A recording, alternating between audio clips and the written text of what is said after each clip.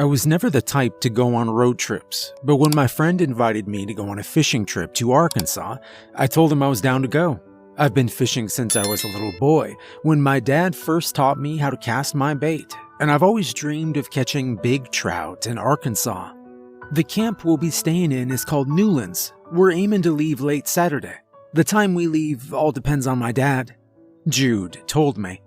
I found it strange that we were leaving late because the drive there would be 8 hours.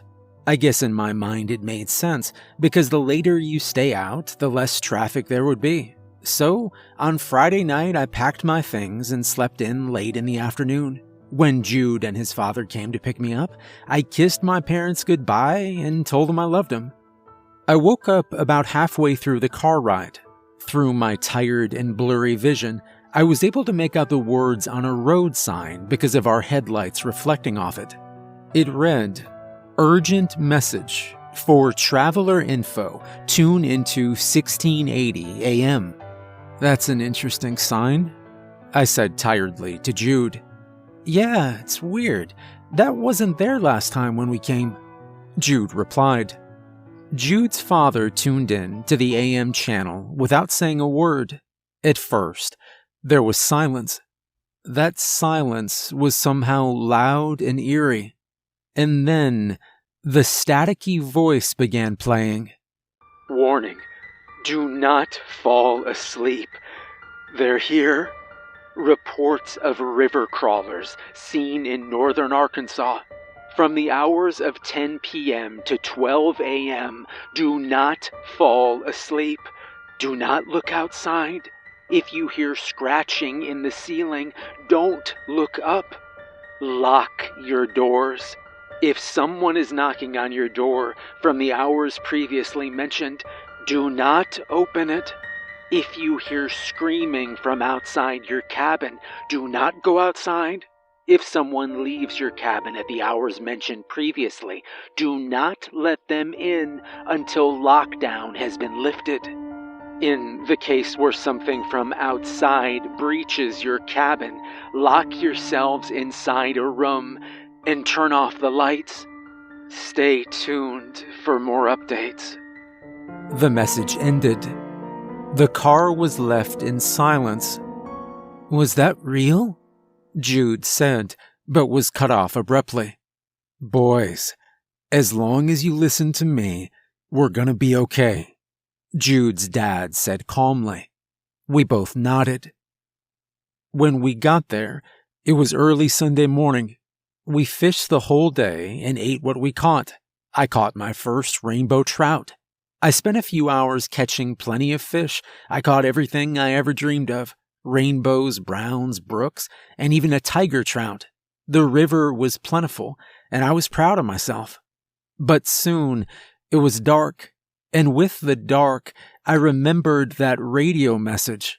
Before I could remember everything that was said, Jude's dad called us into the cabin.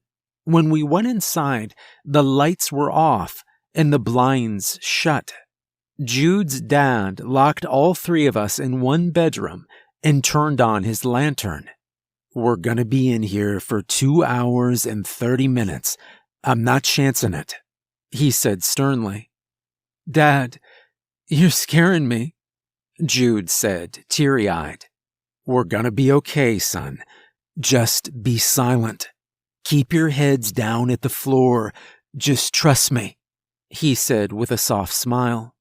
Thank God we listened to him. Seeing Jude emotional wasn't something I saw often, so I knew he was genuinely afraid. And that's when the sounds started. First, it was the footsteps from outside. At first, they were soft, and you could barely hear them.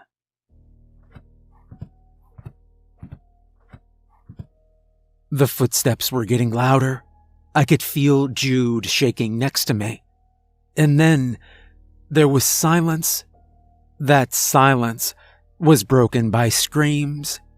Please help me, a woman called. They're here. Please let me in, the voice cried. The voice had a dark undertone, making it sound like something was mimicking this voice. Then the banging on our front door started. "Let me in, please," the woman sobbed. The banging continued for another minute.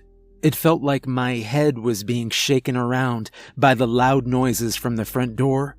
This thing wanted us to believe it was in agony. And then suddenly, it stopped. The silence returned, and then footsteps, followed by scratching. It was coming from the roof. "Don't look up, don't look up," was all I could think. It stopped, then continued, then stopped. It was like it was toying with us, begging us to look up at the source of the sound, begging us to check if it truly stopped. And then the radio in our room turned on.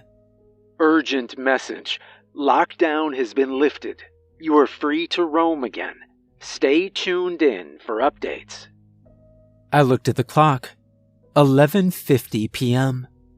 Jude began to stand up when his father grabbed him. He motioned him to sit still. So he did. That's when the front door burst open with a loud slam. It sounded as if the door came off the hinges.